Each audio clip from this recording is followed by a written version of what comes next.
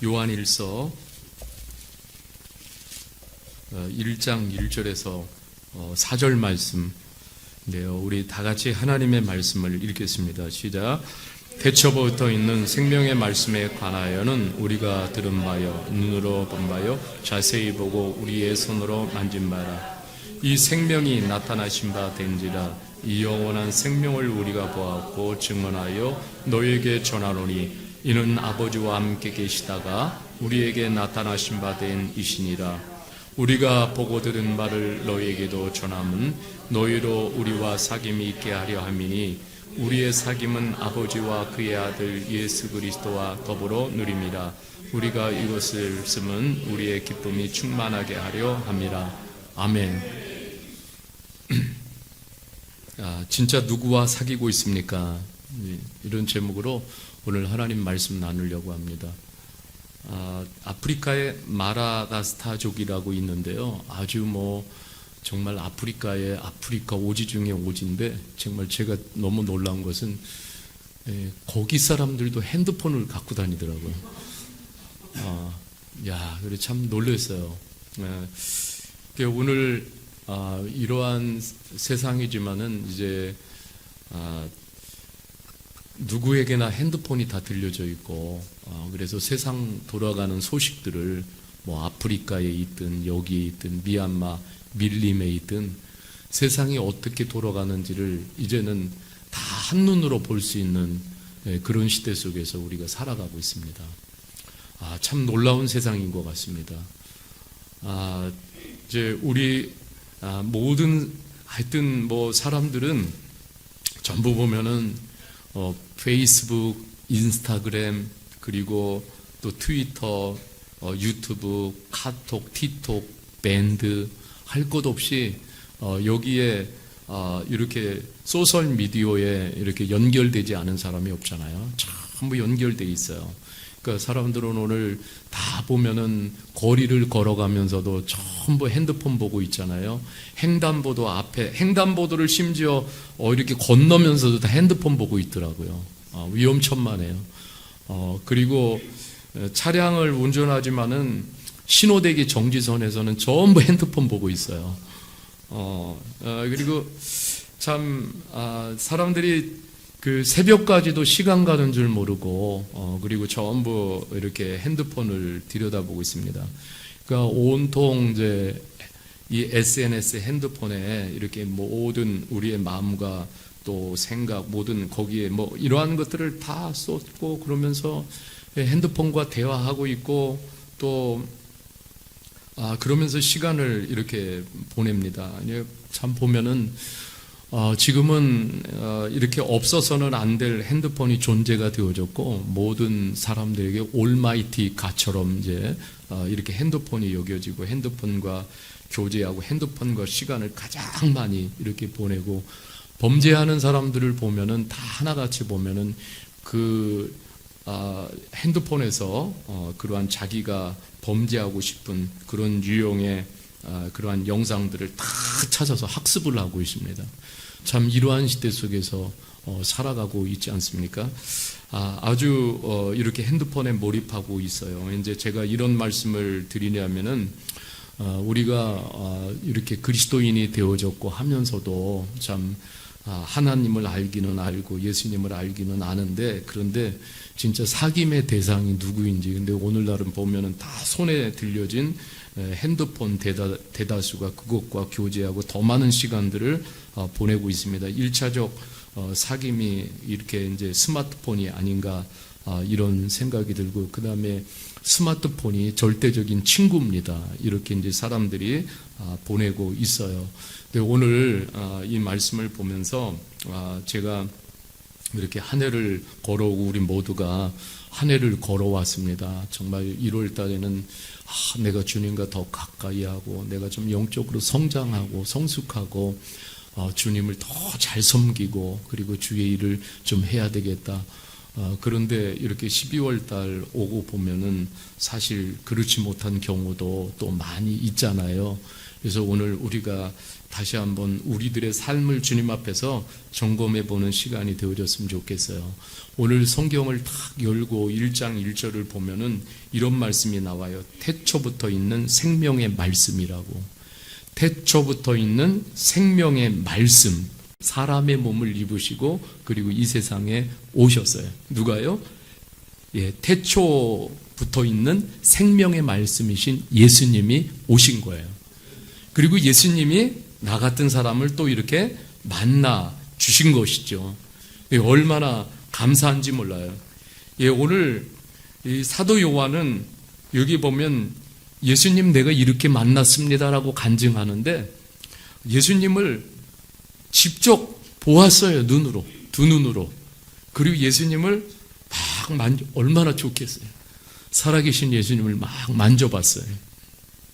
그리고 예수님을 안아보기도 하고 또 예수님이 나를 안아주시기도 하고, 이게 예수님을 본 거예요. 예수님이 어떤 분이셨어요? 예수님은 정말 보니까 이 땅에 오셔서 연약하고 힘없는 그러한 사람들을 다 사랑해 주셨어요.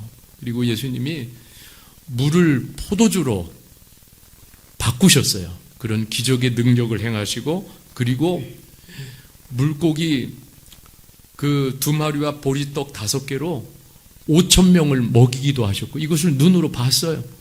그리고 죽은 자를 살리시는 것을 봤어요. 또 갖가지 병을 예수님께서 고치는 것을 직접 보았어요. 예수님은 또 이 사도 요한이 볼 때에 예수님이 십자가에서 죽으시는 것도 봤어요. 정말 우리 모든 인류의 죄를 지시고 예수님이 십자가에 죽으시는 것을 보았고, 그리고 3일 만에 그 죽음 가운데서 다시 살아나는 것을 또 보았어요. 그러니까 이 사도 요한이 지금 예수님을 증언하는 것은 소설이 아니에요. 사람이 꾸며낸 이야기가 아니고 실제로 자기가 예수님을 보고 만나고 그 예수님과 포옹도 하고 예수님과 밥도 먹고 예수님을 만져보기도 하고, 여러분 이러한 것들을 생생하게 오늘 만난 이야기를 이렇게 전하고 있는 거예요. 여러분 요한복음 1장 4절에 보면은 이렇게 말씀하고 있어요. 그의 안에는, 예수님 안에는 뭐가 있어요? 생명이 있어요. 미얀마 말로는 아떼, 생명이 있어요. 생명. 이 생명은 사람들의 빛이라 이렇게 말하고 있어요. 이 생명이라는 것은 영원히 죽지 않는 생명이에요. 참된 생명이에요. 유일한 생명. 그래서 이 생명을 주시기 위해서 예수님이 이 땅에 오신 거예요. 여러분 이 생명을 받아들이는 사람들은요, 하나같이 보면 이 성경에서도 보면은 인생 혁명이 일어났어요. 이게 삶의 혁명이 일어났어요. 이 생명을 받아들이고, 예수님 생명을 받아들이고 나니까, 그리고 이 예수님의 생명을 받아들이니까는 어둠 속에서 빛으로 완전히 이사하는 삶을 살게 되어지고, 전혀 다른 차원의 삶을 시작하게 돼요. 사람들이 물어봅니다. 당신 삶은 어찌 그렇게 이렇게 바뀌셨습니까? 그러면 뭐라고 대답해야 돼요? 예수님의 생명이 내 안에서 있어서 그렇습니다. 예수님의 생명이 내 안에 살아계십니다. 생명은 죽은 것이 아닌 생명은 살아있는 거예요. 저는 이렇게 며칠 전에 제가 이제 다큐를 이렇게 자주 봐요. 그런데 인도와 네팔에 관해서 이렇게 지금 보게 됐어요. 인도와 네팔은 힌두교를 믿잖아요. 힌두이즘. 힌두교를 이렇게 믿는데 그 힌두교에는 계급이 있어요. 그런데 높은 계급에서 5개 계급이 있는데 가장 낮은 계급이 불가촉 천민이라고 그런 계급이 있어요. 그런데 다른 높은 계급의 사람들이 이 불가촉 천민, 가장 로이스트 클래스에 있는 이러한 사람들은요, 만지지도 않아요. 부정탄다고. 그러니까 이 사람이 가장 낮은 계급에 있는 사람이 물을 이렇게 마셨잖아요. 그러면은 부정 탄다고 그래요. 그 컵을 버려요. 참 아직도 이런 세계가 있더라고요. 예, 컵을 버려버려요. 그러니까 이 가장 그 낮은 계급의 이 불가촉 천민들은 자신의 삶을 숙명처럼 여기고 그냥 대대로 제너레이션 투 제너레이션 가난, 무지, 어둠 속에서 삶을 계속해서 살아가는 거예요. 얼마나 불쌍한지 모릅니다. 이 사람들은 대대로 제너레이션 투 제너레이션 어떻게 살아가냐면 자기가 어떻게 하다가 보니까 남의 집 똥을 푸는 그런 직업을 갖게 되잖아요. 그러면은 대대로 그 일만 하는 거예요. 자녀들까지 계속해서 그 일만 해요. 그러니까 자기에게 그냥 숙명처럼 맡겨진 것이라고 생각을 하고, 어떤 사람은 이 상류층 계급의 사람들의 옷을 만들어주는 재봉틀 그 일을 하는데 대대로 그 일만 해요. 그러니까 여러분, 그냥 그렇게 태어났다고 여기고 사는데 보면은 다 정신적으로, 영적으로 노예가 되어지고 그렇게 살아가는 게, 근데 얼마나 가난하게 살아가는지 몰라요. 너무너무 비참하게 그렇게 살아가요. 그리고 그 가운데서 여자아이들 있잖아요. 여자아이들, 자기 딸 중에 여자아이들 12세가 되면은 그냥 남자한테 팔아서 시집을 보내요. 그런데 그냥 자기 딸을 파는 거예요. 그런데 자기가 보통 보면은 2,500만 원에서 3,000만 원을 그러니까 사위 될 신랑한테 그 돈을 주고 딸을 파는 거예요. 근데 이런 풍습을 당연하게 여겨요. 그러니까 딸이 어디로 팔려가는지도 몰라요. 그러한 일도 다 빚내서 그런 일을 하고 있더라고요. 참 보면서 얼마나 안타까운지 모릅니다. 예수님은 이런 사람들까지도 다 구원해 주시기 위해서 오신 거잖아요. 제가 이렇게 생각해 보면은 저희 할머니가 과거에 보면은 제가 어렸을 때 장독대에다가 물 떠놓고 아침과 밤에는, 그러니까 밤에는 달을 보면서 거기다 복을 달라고 빌었고요. 태양이 뜨면은 태양을 보면서 이렇게 복을 달라고 비는 그런 모습이 이렇게 지금도 잊혀지지가 않습니다. 그러니까 우리 할머니는 세상에 하나님을 본 적이 없으니까, 그러니까는 대대로 내려오는, 그래서 달이 신이고 태양이 신인 거예요, 할머니에게. 그것을 워십을 했어요. 그런데 동네에 교회가 세워졌어요. 동네가 교회에 세워지고 이웃집 이런 분들을 통해서 이렇게 교회에 나가게 되어졌어요. 교회 가서 듣다 보니까는 참 달을 만드신 분이 있고 해를 만드신 분이 있다라는 걸 알았어요. 그분이 창조주 하나님이시라는 것을 알았어요. 그리고 나서 우리 할머니가 또 이 모든 인간의 죄를 지시고 십자가에 달려 죽으시고 나의 모든 죄까지 십자가에 달려 죽으시고, 그리고 예수님이 3일 만에 다시 부활하시고 살아나신 구원자 예수님이시라는 것을 알게 됐어요. 예수님이 우리 할머니가 예수님을 구원자로 믿게 됐잖아요. 그리고 나서는 완전히 다 버렸어요. 지금까지 있는 관습과 풍습도 다 버리고 그 후로는 하나님을 예배했어요. 할머니가요, 이 생명 되신 예수님을 받아들이고 어둠과 무지에 더 이상 사로잡혀서 살지 않으셨어요. 교회에 나와서 한글을 배우셨고 성경을 읽으시고 할머니 때문에 우리 가족이 구원을 받게 됐어요. 그래서 모든 그 어둠과 무지와 가난에서 탈출하게 되고 우리 가족은 살아계신 하나님을 보게 됐어요. 더 넓은 세상을 보게 된 것이죠. 사람들은요, 좀 유명한 사람들을 만나도 가만히 있지 못합니다. 그치요? 내가 누구를 만났다고 난리를 피워요. 그죠? 내가 누구 오늘 만났어. 근데 그냥 지나가다 본 건데도 만났대요, 자기가. 그죠? 그리고 악수 한번 했는데 사진 찍고 나서 잘한다고 막 자랑을 해요. 막 사진도 걸어놓고 난립니다. 그치요? 그런데 여러분, 이 사도 요한이 예수님을 만났고 예수님을 직접 보았으니까 얼마나 정말 그 마음이 어떻겠어요. 근데 여러분, 우리가 직접 예수님을 만나고 직접 생명 되신 예수님을 받아들이면 어떤 일이 일어나겠어요. 놀라운 우리의 삶에 이 생명 되신 예수님이 들어오셨어요. 살아계신 주님이. 여러분, 그 구약에서는 그저 이렇게 하나님 앞에 나와서 예물을 드리는 그 정도로 이렇게 끝났어요. 그래서 가인, 아벨, 노아, 아브라함, 야곱 제단을 쌓고 늘 하나님께 예물을 드렸어요. 여러분 출애굽기 29장 42절 43절에도 보면은 이는 너희가 대대로 여호와 앞 희망문에서 늘 드릴 번제라. 내가 거기서 너와 만나고 내게 말하리라. 내가 거기서 이스라엘 자손을 만나리니 내 영광으로 말미암아 회막이 거룩하게 되리라. 이 구약의 신앙은 드림의 신앙이었어요. 그런데 여러분 그 드림을 신약으로 와서는 섬김, 사귐으로 완전히 바뀌어주셨어요. 왜냐 하나님 직접 이 땅에 오셔서 우리를 만나주신 거예요. 그래서 이제는 하나님을 그저 이렇게 드리는 그런 관계가 아니라 이제는 하나님과 우리가 직접 사귈 수 있는 관계가 되어진 거예요.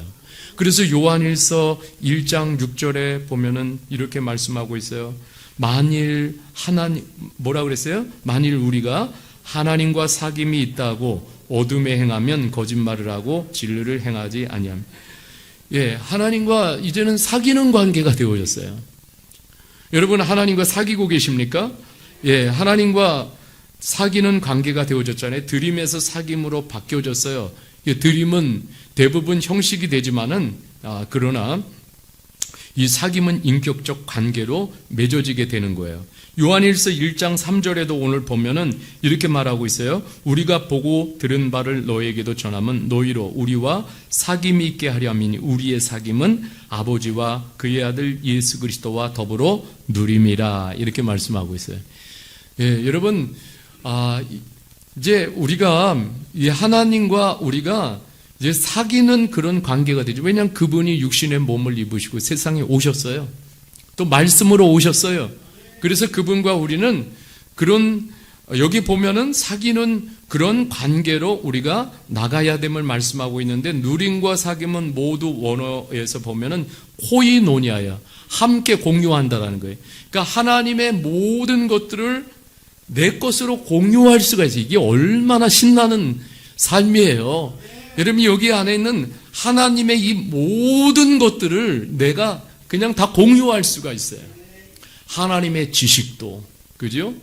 또 하나님의 지혜도, 하나님의 축복, 하나님의 생명, 하나님의 은혜, 이것뿐만 아니에요. 영원히 천국에서 살 것까지, 미래까지 다 보장이 돼 있잖아요. 이러한 것들을 그냥 다 공유하는 거예요. 여러분 저는 이 하나님과 교제하면서 참 너무너무 감사한 게 너무너무 많은 거예요. 여러분 그러니까 그냥 주님을 아는 그런 수준이 아닌 거예요. 주님을 아는 수준이 아니에요. 주님과 사귀는 수준이에요. 그러니까 여러분 세상이 힘들고 어려워도 뭐냐면 나는 전능하신 하나님 아버지와 지금 사귀고 있어요. 여러분 사람과 있잖아요. 잘 사귀어도 그 사람이 아주 좋은 사람과 사귀면은 그 좋은 사람이 나에게 나의 필요한 것들을 어떻게 해요? 좀 도움도 주고 그래요. 힘도 주고 격려도 주고 그래요. 그런데 여러분 전능하신 하나님이 나와 사귀고 계셔요. 그러니까 나의 형편과 나의 모든 것들을 어떻게 해요? 다 아셔요. 그리고 하나님과 나가 이렇게 하나님 따로 나 따로가 아니에요. 하나님과 나 사이에는 생명으로 맺어진 관계예요. 그래서 그 안에 하나님의 인격이 있고 나의 인격이 있고 이 인격이 커뮤니케이션 하는 거예요. 교통. 그러니까 얼마나 여러분 우리가 이런 삶을 산다 이 말이에요. 그러니까 우리가 예수님과 이렇게 사귀고 있잖아요. 그러니까 예수님과 사귀니까는 이렇게 주님의 말씀이 들리고 그리고 자꾸 주님을 사랑하고 싶어요. 주님을 사랑하고 싶어요. 그리고 그분의 생각을 알게 되니까 그분의 생각을 내가 자꾸 갖게 되고 그분의 인격을 알게 되니까 내가 자꾸 그분의 인격을 갖게 되고 또 그분의 비전을 알게 되니까 내가 또 그분의 비전을 알게 되고 또 그분의 생각을 하니까는 그분의 생각을 더 깊이 묵상하면서 그 생각을 내 안에 채우니까는 이게 내 생각이 자꾸 바뀌는 거예요. 완전히 달라져요. 정말 제가 이렇게 사역을 하다 보니까 우리 교회 처음 오는 형제들이 이제 교회에 첫 발을 내디 평생에 걸쳐서 교회를 처음 오는 거예요. 그러니까 교회를 탁 들어오니까는 대부분 처음 만날 때 이제 얼굴이 이렇게 굳어져 있어요. 도대체 여기가 뭐 하는 거야? 그런데 딱 들어오니까는 뭐 십자가가 큰 게 붙어 있어요. 또 저건 뭐야? 그래서 어떤 형제는 무섭다는 거예요. 이 십자가를 보면 무섭기도 하고, 그러니까 교회 왔는데 별 볼 생각이 다 드는 거예요. 저 사람들이 혹시 나를 사기 쳐먹으려고 하지는 않나? 속이려고 하지는 않나? 별 생각 다 하는데 와서 이제 교회와 사귀고, 그리고 우리 교회 성도님들과 사귀다 보니까는 참 좋은 사람들이라는 것을 이렇게 알게 되잖아요. 그리고 이 십자가가 왜 저렇게 큰 거를 걸어놨나? 그런데 이렇게 주님과 사귀다 보니까는 그 사랑을 알게 되잖아요. 그 십자가의 사랑을 이렇게 알게 돼요. 주님이 정말 나의 모든 죄를 대신해서 여기서 죽어주셨구나. 그리고 나에게 영원한 생명을 주셨구나. 나의 모든 죄를 용서해 주시고, 그리고 죽으실 뿐만 아니라 3일 만에 모든 죽음과 죄를 이기시고 다시 살아나신 그 주님을 알게 되고 사귀게 되니까는, 이게 사랑의 교제를 이렇게 하다 보니까는 뭐냐면 어두웠던 얼굴들이 이렇게 밝아져요. 그러니까 생명이 들어오면은 저는 많이 느껴요. 사람의 얼굴도요 바뀌어요. 어떻게? 밝게 바뀝니다. 이게 생명이 하는 일이에요. 표정이 바뀌어요. 왜? 내 안에 생명 되시는 예수님이 그렇게 하시고, 그리고 또 웃게도 하십니다. 그러니까 여러분, 괜히 오늘도 심각하고 어려운 일이 있어도 예수님 내 생명 안에 있어요. 그러니까 괜히 인상 쓰고 있지 마세요. 제가 부담스러워요. 농담입니다. 그러니까 여러분, 이렇게 자유함의 축복을 누리는 거예요. 주님과 사귀면은 진리가 너희를 자유케 하리라. 자유가 있어요. 생명 되신 예수님이 내 안에 있으면 죄에서 자유하지요. 그렇잖아요? 우리의 삶의 어떠한 문제 속에서도 주님이 내 안에 계시니까 자유함이 있어요. 여러분, 우리 교회에만 그런 게 아니에요. 캄보디아 교회 목사님 말씀하시는 거예요. 캄보디아 형제들이 교회에 온대요. 그러니까 한국 생활이 얼마나 힘든지 몸도 마음도 막 쪄들어가지고 교회에 왔는데 보면 얼굴에 웃음기가 없어요. 생기도 없고 무기력한 모습으로, 그래야 친구 손에 끌려가지고 교회에 탁 앉아 있어요. 그런데 그런 형제들에게 예수님에 대해서 얘기해 주는 거예요. 예수님에 대해서 쭉 얘기를 해줍니다. 근데 그 친구가 예수님을 영접합니다. 그리고 자신의 그 죄 있잖아요. 죄와 예수님과 이렇게 직면을 하는 거예요. 그러니까 예수님의 십자가로 이거를 해결해 주셨다라고 믿게 되니까는 형제들 마음속에 자유가 임하고 마음이 펴지는 거예요. 그런데 목사님이 그래, 정말 힘들고 어려워서 웃음도 없고 얼굴에 생기도 없고 무기력한 모습으로 앉아 있다가 예수님의 생명이 들어오니까 찬송을 부르는데, 그런데 얼굴도 밝아지고요, 생기 있는 삶으로 바뀌어져요. 그러니까는 너무너무 그 모습을 보니까 아름답다라는 거예요. 아름답게 예수님의 생명이 들어오면은 바뀌어지는 거예요. 그러니까 어디나 똑같아요. 실로암 교회뿐만 아니라 예수님의 생명을 받아들이는 장소와 시간과 공간을 떠나가지고 예수님의 생명을 받아들이면은, 그러면 다 만나주셔요. 그럼 인생이 바뀌게 돼 있습니다. 여러분, 생명에는 두 가지가 있어요. 태어나면서부터 지니는 생명이 있어요. 그것은 호흡을 해야 돼. 그죠? 여기 숨 안 쉬시는 분 없잖아요. 다 호흡하잖아. 숨을 쉬잖아요. 그래서 이 생명은 그냥 호흡이 끊어지면은 그냥 어디로 가요? 땅으로 이제 돌아가는 거예요. 그런데 또 하나의 생명이 있어요. 그것은 예수 그리스도를 믿는 자에게 주시는 생명입니다. 이 생명은 호흡하지 않는 영원한 생명이에요.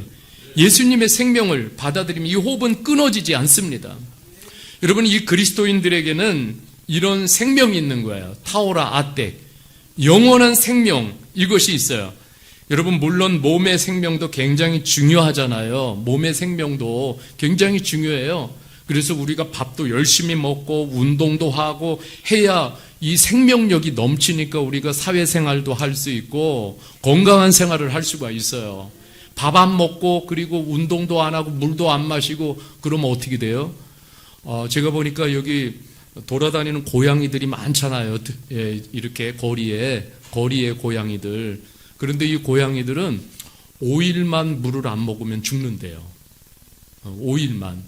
그래서 제가 어떤 분이 자꾸 저 주차장에다가 고양이 먹이와 물을 갖다 놔요. 그래가지고 처음에는 왜 여기다 갖다 놓지? 그런데 제가 그 기사를 읽고 그리고 잘 정리해놔요. 고양이들이 2마리가 와서 이렇게 물을 먹고 가서 이제 먹이를 먹고 그래요. 근데 5일만 안 먹어도 그냥 생명이 끝나. 사람도 마찬가지예요. 예, 근데 이 생명은 다 유한해요. 그죠? 그런데 여러분, 우리에게 영원한 생명이 있잖아요. 뭐 지금 우리가 살아가는 시대 100세 막 그러잖아요. 100세 시대. 그런데 어떤 목사님이 그런 얘기를 하시더라고요. 그 목사님이 지금까지 수없는 장례식을 인도했어요.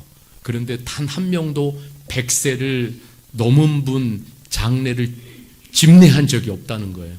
그러니까 아무리 100세 이야기를 해도 그 전에 대부분 다 생명을 마감하는 거예요. 여러분, 이게 사람인 거예요. 왜? 연약한 존재인 거예요. 그래서 여러분, 우리가 영원한 생명이신 예수 그리스도를 우리가 그래서 모셔야 되는 거예요.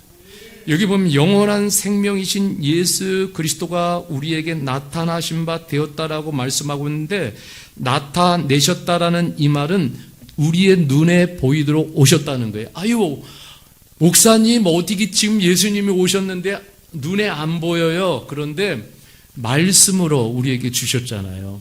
예, 그래서 말씀을 볼 때마다 말씀을 통해서 살아계신 예수님을 우리가 볼 수 있는 거예요. 예, 이 말씀은 생명이 담겨 있어요. 그냥 죽은 문자가 아니에요. 그래서 지금도 이 말씀을 보면은 이 말씀에 생명이 있어서 이 말씀을 먹는 사람들은요, 놀라운 삶의 변화가 일어나고, 예, 성장이 일어나고 또 다른 차원의 삶을 살게 되는 것이죠. 저와 여러분들 오늘도 주일이에요. 갈 곳이 얼마나 많아요.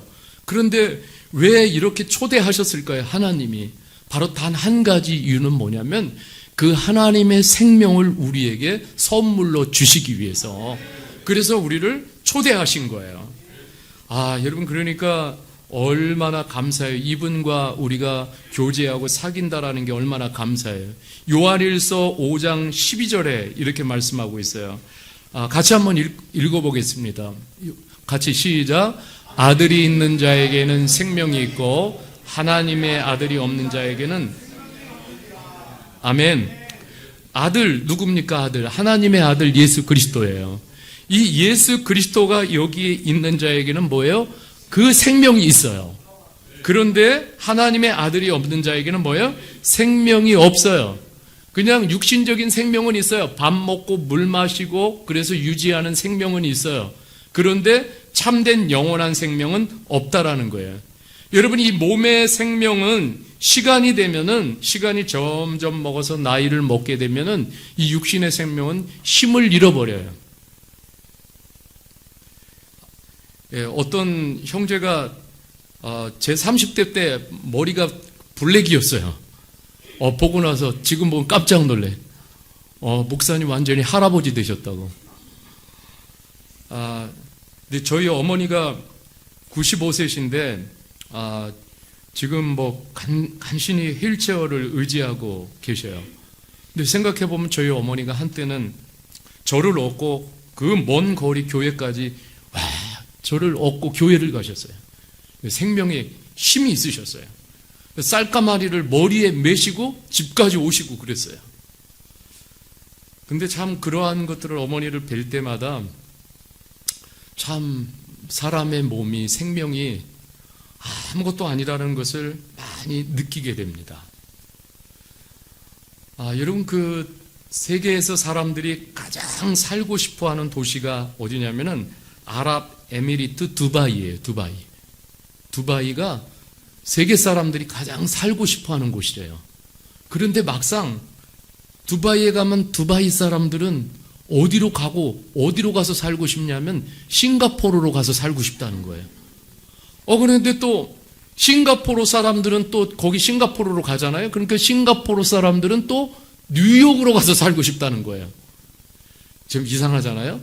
파리 사람들은 너무 좋은데 우리는 파리에 가서 살고 싶잖아요, 한번. 그런데 파리 사람들은 다 벨기에로 가서 살고 싶다는 거예요. 또 벨기에 가보면 벨기에 사람들은 두바이로 가서 살고 싶다는 거예요. 그래서 여러분, 이 세상은요, 그저 그런 것이에요. 예, 여러분, 미얀마 형제자매들이 한국에서 드라마를 보다가 한국에 오면은 다 잘 사는지 알아요. 예, 그래가지고 이렇게 와보면 목사님 집에 오더니 깜짝 놀라는 거예요. 뭐 궁궐에서 사장님처럼 살 줄을 알았는데. 그런데 여러분, 세상은 아무리 좋은 두바이 살고 싶어도요, 거기 가서 보면은 또 그냥 거기도 그래요. 또 살다 보면. 한국에 와서 여러분들 살아봤잖아. 한국만 가면은 모든 게 다 끝났어, 이제. 근데 한국에 와보니까 어때요? 미얀마나 한국이나 사람 사는 거 다 똑같아, 그죠? 예. 그러니까 여러분, 우리가 진짜 가서 살아야 될 것은 뭐냐면 천국이에요. 예, 이래 천국을 소망해야 돼. 왜냐하면 거기는 주님이 계셔요. 우리가 천국을 소망하는 거예요. 그래서 여러분, 몸의 생명은 숨을 쉬어야 하지만은 영혼의 생명은 주님 안에 거해야 우리가 살 수 있는 거예요. 여러분, 우리가 이렇게 나와서 예배를 드리고 기도하고 그러면은 내 안에 계신 예수님이 더 내 안에서 막 움직이셔요. 활동을 하시는 거예요. 생명력을 불어 넣어 주십니다. 그러니까는 막 생명력이 생기니까 힘이 생기는 거예요. 힘이 생겨요. 그러니까 우리 형제들도 토요일 날까지 막 일하고 너무 지치고 힘들고, 그런데 힘들어도 주일날 와가지고 예배드리고, 그리고 찬송을 드리고 같이 기도하고 교제하고, 그러니까 돌아갈 때는요 이렇게 좀 힘이 나요. 쌩쌩하게 다시. 그래가지고 그 힘으로 또 일주일을 이겨내는 거예요. 그러니까 교회 와서 그냥, 왜 주중에도 그러면 우리 다 밥 먹어요, 그죠? 밥 먹고, 그리고 물도 마시고 운동도 하고 막, 그런데 힘이 안 나. 예, 근데 우리가 교회 와서 찬송을 하고, 그리고 기도를 드리고, 함께 예배를 드리고, 같이 교제를 나누고 그러면은 힘이 생겨요. 여러분, 이것은 하나님이 주시는 우리에게 생명의 힘이에요. 여러분, 이런 힘을 우리가 느끼면서 살아야 될 줄 믿습니다. 여러분, 우리가 오늘 주님과 사귀다 보면은 이 예수님의 생명을 누릴 때 어떤 일이 일어나냐면 1장 4절에 보면 이렇게 말씀하고 있어요. 우리가 이것을 쓰면 우리의 기쁨이 충만하게 하려 함이라. 아멘. 예수님의 생명은요, 우리 안에 오셔서 우리에게 슬픔을 주고 우울함을 주고 좌절과 낙심, 절망을 주는 것이 아니라 우리에게 뭘 주시는 거예요? 기쁨을 주시는 거예요. 생명의 영은, 같이 합시다. 생명의 영은 기쁨의 영입니다. 예수님의 생명을 누려야, 그래야 여러분 우리는 진짜 기뻐요. 어제 우리가 이삿짐 나르면서 우리 써나니 형제가 삼겹살 3인분 먹었어요. 근데 행복해 하더라고요. 근데 그렇게 먹어도 기쁨이 있지만은 진짜 기쁨은요, 우리 주님이 주시는 기쁨이에요. 이 기쁨이 있어야 돼요. 여러분, 오늘 우리가 살아가면서 기쁨이 없어요, 세상에. 무슨 기쁨이 있어요? 그렇잖아요? 예수님 안에서 예수님이 주시는 기쁨이 진짜 기쁨이에요. 여러분, 이 기쁨을 맛볼 수 있기를 바랍니다. 근데 우리가 주님과 사귀면은 삶에는 반드시 이 생명의 열매가 나타나요.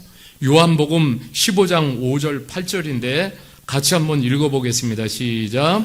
나는 포도나무여 너희는 가지라. 그가 내 안에 내가 그 안에 거하면 사람이 많은 열매를 맺나니 나를 떠나서는 너희가 아무것도 할 수 없습니다. 너희가 열매를 많이 맺으면 내 아버지께서 영광을 받으실 것이요 너희는 내 제자가 되리라. 아멘. 주님과 사귀면은 뭘 맺어요? 열매. 예, 그래서 뭐 우리들의 삶에서 고구마를 맺고 뭐 사과를 맺고 그리고 쌀을 맺고 그게 아니에요. 예, 주님과 사귀면은 예, 주님이 우리 안에 주님과 똑같은 우리 안에서 인격의 열매를 맺게 하셔요. 인격이 사람이 변화가 되고 그리고 열매가 맺이는데 그 열매는 뭐냐면은 그 영향력이에요. 영향력. 그 선한 영향력이 우리 안에서 나타나요. 여러분 이것이 주님과 교제하는 사람들의 특징인 줄 믿습니다. 교회도 주님과 깊은 사귐이 있는 교회는 분명 열매를 맺어요. 그러니까 예수님의 생명은 살아있으니까 생명은 또 다른 생명을 반드시 낳습니다. 우리도 마찬가지예요. 우리도 예수님의 생명이 있으니까 또 생명을 낳고 싶은 거예요. 예, 생명을 또 다른 사람에게 이 생명을 주고 싶은 거예요. 예, 사람들이 막 벌크업 해가지고 몸은 막 이만해. 옷도 잘 입고 너무 아름답고 잘 먹어가지고 얼굴은 윤기가 막 나고. 그런데 내면에는 예수님의 생명이 없으니까 이 속은 다 텅 비어 있어요. 예, 이 속은 죽어 있어요. 그래서 그들에게 예수님의 생명을 우리가 불어넣어 줘야 돼요. 예수님의 생명을 나눠줘야 될 줄 믿습니다. 저는 정말 부족하고 결핍이 많은 사람인데 참 이만큼 사는 것은 다 예수님 때문이에요. 그러니까 예수님의 생명을 만나고부터 저의 삶은 예수님과 사귀면서 많이 달라졌어요. 뭐가 달라졌는지 아세요?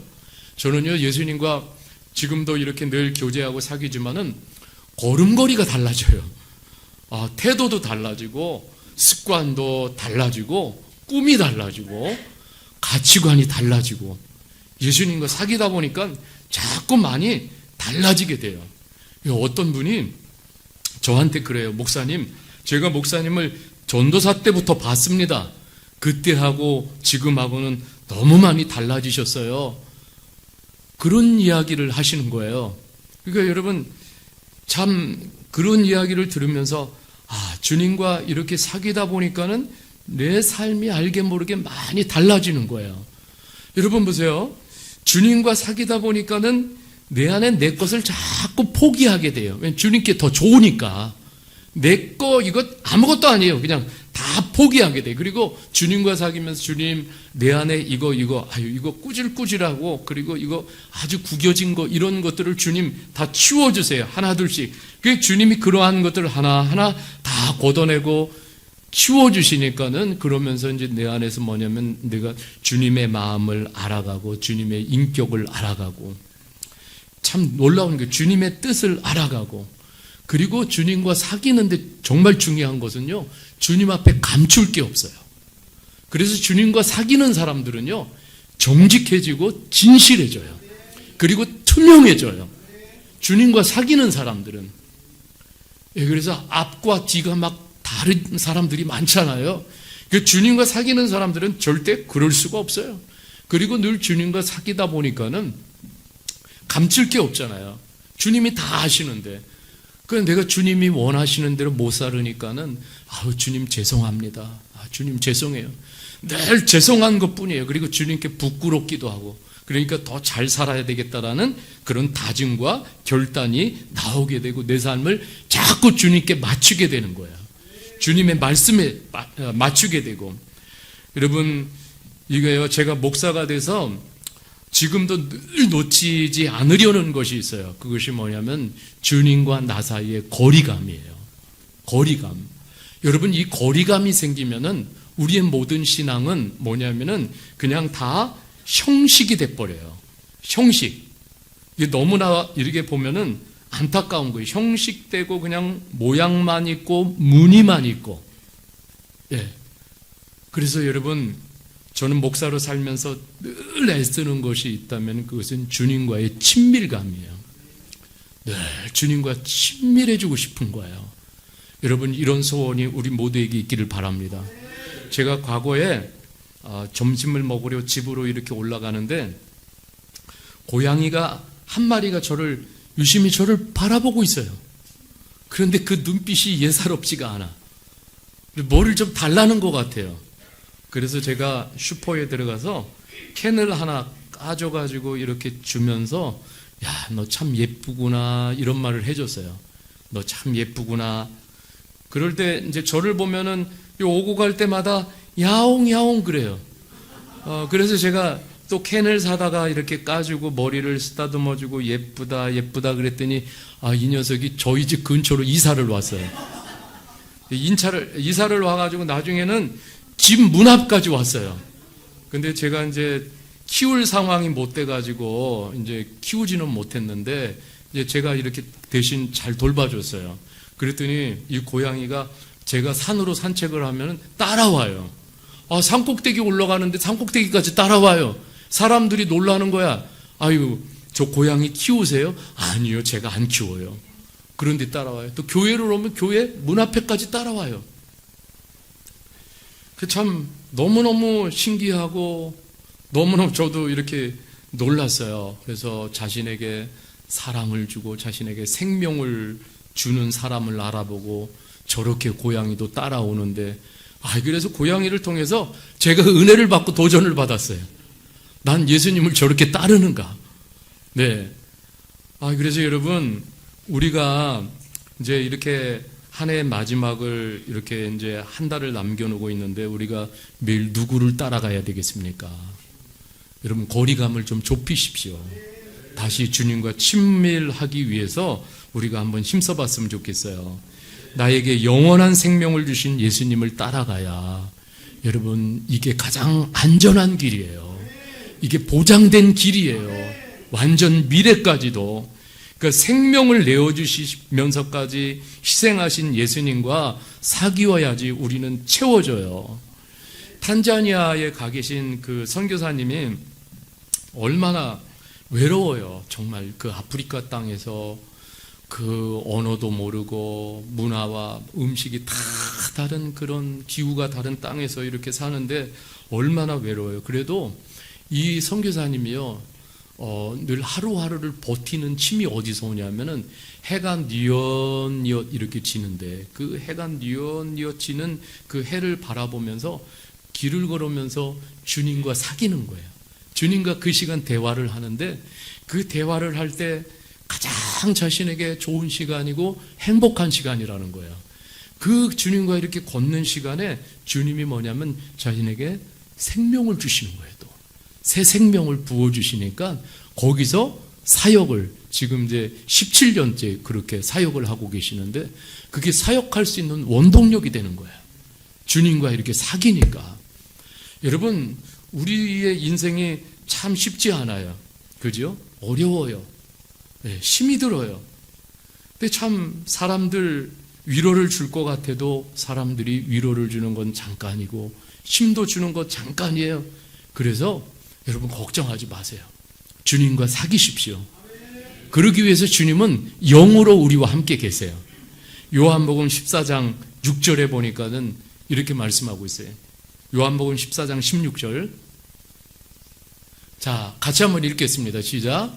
내가 아버지께 구하겠으니 그가 또 다른 보혜사를 너희에게 주사 영원토록 너희와 함께 있게 하리니. 아멘. 네, 성령님.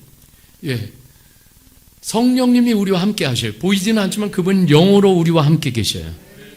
그런데 여러분, 이분이 뭐냐면 성령님 보혜사. 이분이 뭐냐면 이분이 영어로는 컴포터예요. 컴포터. 우리에게 위로해 주시는 분.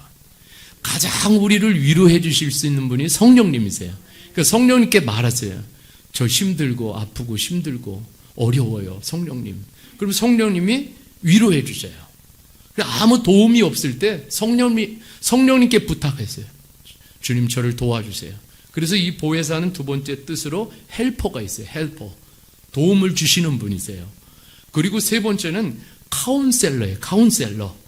그러니까 내 안에 많은 고민과 어려움들 어디 가서 얘기를 해요?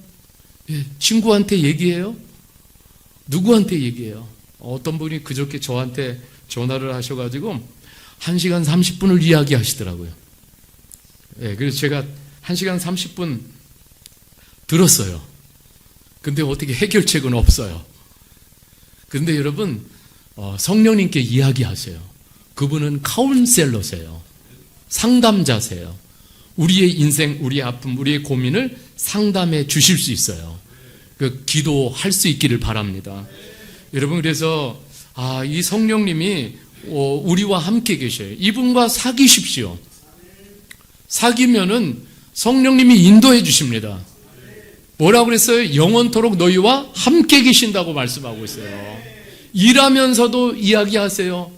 예, 우리 형제들 일하면서 성령님 이거 어떻게 해야 되죠? 이거 어떻게 해야 되죠? 그래서 성령님께 물어보세요. 성령님이 지혜를 주실 것입니다. 그 성령님은요, 이렇게 우리가 하는 주님을 사귀다 보면은 주님을 더 사랑하게 돼요. 그리고 주님이 사랑하는 일을, 좋아하는 일을 자꾸 하고 싶어요. 여러분 보세요. 좋은 사람을 만나면은 참 인생이 풍성해져요. 그죠? 좋은 사람을 만나면 내 인생이 풍성해져요. 내 인생이 기쁨이 있고 즐거움이 있어요. 그런데 여러분, 우리가 예수님과 사귀어 보십시오. 삶의 놀라운 일이 반드시 일어납니다. 요한복음 10장 10절에 그래서 예수님이 이렇게 말씀하고 있어요. 같이 한번 읽어보겠습니다. 시작. 도둑이 오는 것은 도둑질하고 죽이고 멸망시키려는 것뿐이요, 내가 온 것은 양으로 생명을 얻게 하고 더 풍성히 얻게 하려는 것이라. 여러분 믿으십니까? 여기서 보면 도둑이라는 것은 영적으로 사탄이 될 수 있고 세상이 될 수 있어요. 여러분, 세상과 너무 친하게 지내지 마세요. 세상은 오직 목적이 하나 있어요. 우리 거 다 뺏어가는 거예요. 예, 사탄도 마찬가지예요. 뺏어가는 게 목적이에요. 그런데 여러분, 예수님이 오신 것은, 내 안에 오신 것은 내 안에 생명을 주시고, 그리고 더 우리의 삶을 더 풍성하게 해주시려고 예수님이 오신 거예요. 예수님에게 모든 소망을 가지시고 예수님에게 기대를 거십시오. 그리고 예수님을 의지하고 예수님과 동행하시고 예수님과 사귀시고, 그러면은 여러분 삶이 달라질 수 있어요. 주님이 그렇게 이끌어 가시고 인도해 주실 것입니다. 여러분, 오늘 다시 한번 우리 모두가 주님과 다시 한번 깊이 사귀고 교제하는 우리 모두가 되시기를 주님의 이름으로 축복합니다.